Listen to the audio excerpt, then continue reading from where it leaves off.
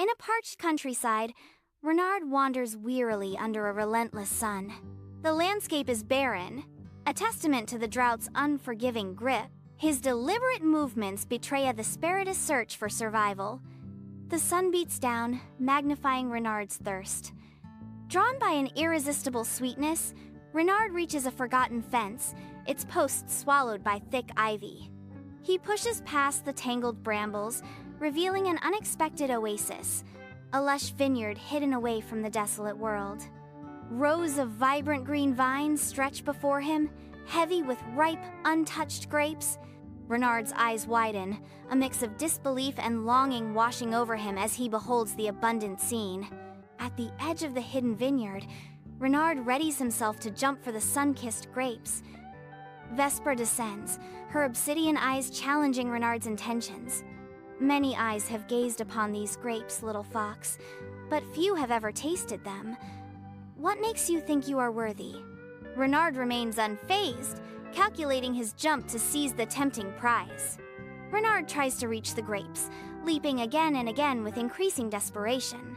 "Are you sure you are worthy, Renard?" Vespera asks, her voice dripping with skepticism. "Such futile efforts! Do you truly believe you can reach them?" Vespera taunts, her words sharp. Renard ignores her taunts, his focus unbroken, hunger and pride spurring him on.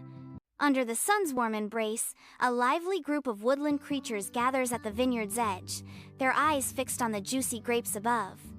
Renard, driven by desire, jumps tirelessly, his paws grasping at the unreachable fruit, each attempt ending in playful defeat.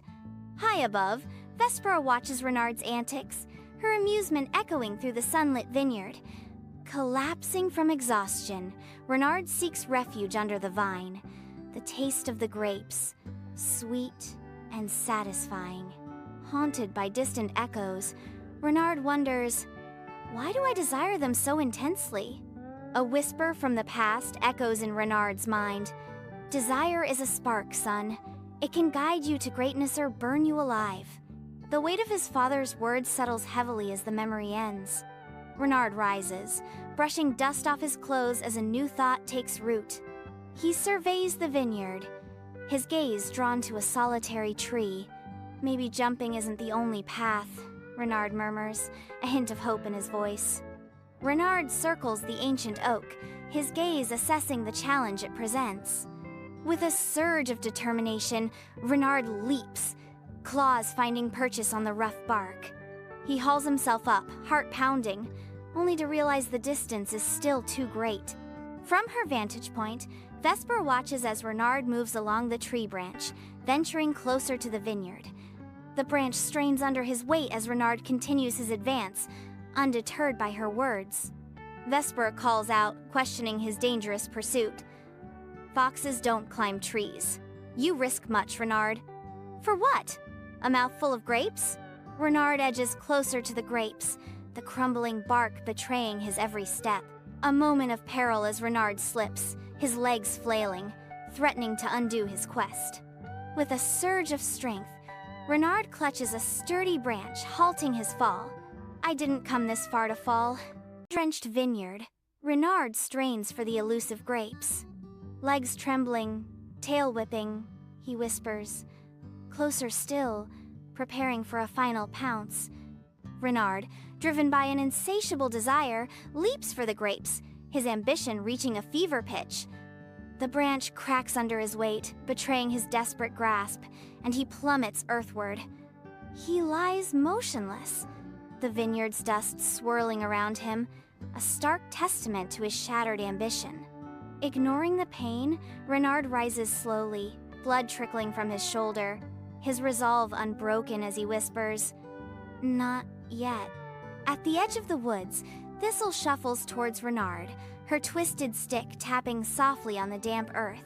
The scent of herbs fills the air as Thistle gently applies a poultice to Renard's wounded shoulder. Renard winces as Thistle warns, "You won't last the day if you keep this up."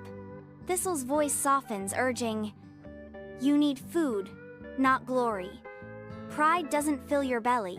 Renard rests in the vineyard's shade, his eyes fixed on Vespera, the raven perched above.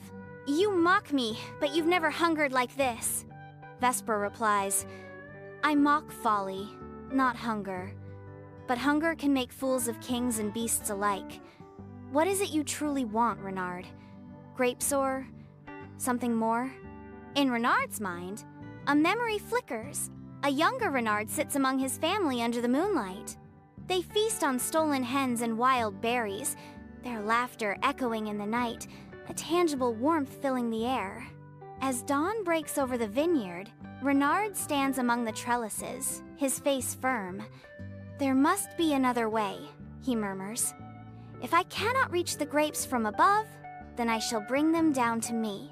Renard disappears into the trees, his figure melting into the shadows. Renard enters the forest, his senses alert. He searches for strong vines, his goal a grapevine heavy with tempting grapes. In the heart of the forest, Renard meticulously strips bark from a fallen willow, crafting a cord with unwavering focus. The grapes won't win. In the forest, Renard toils, the leaves stirring in the gentle breeze. The wind whispers, some things are meant to be reached slowly. Renard frowns, dismissing the riddle, tugging harder on the braided vine. As dusk settles, Renard returns to the vineyard, ropes of bark and vine slung over his shoulder. Badger watches Renard, his skepticism clear as he questions, still chasing fruit? Ignoring Badger, Renard ties a rope around a trellis beam, his focus unwavering. Renard seizes the vine, pulling with sharp, frustrated movements. These aren't ripe. A lone grape falls to the ground, bruised and unwanted. He snatches it up with a predatory glee. As dusk descends upon the vineyard, Vespera, a bat with eyes like glittering gemstones, alights beside Renard. Renard spits out seeds onto the dry earth, defeated. So, your prize is sour? Vespera asks. All this effort, and they're no good? Renard asks, his voice laced with despair. Renard settles down, his tail gracefully encircling his paws. He contemplates the rejected grape, muttering, maybe they're just not for me. He sighs softly, whispering, maybe some things stay out of reach because they're not worth reaching for. Under the fading light, Renard tenderly places the grape seeds into the soil. With a sigh, Renard rises and whispers, maybe someone else will grow something better here one day. He turns his back on the vineyard, walking towards the distant horizon. At sunset, Renard walks away from the vineyard, his figure silhouetted against the golden light. The setting sun casts long shadows, as Renard realizes that true growth sometimes means leaving what we desire behind.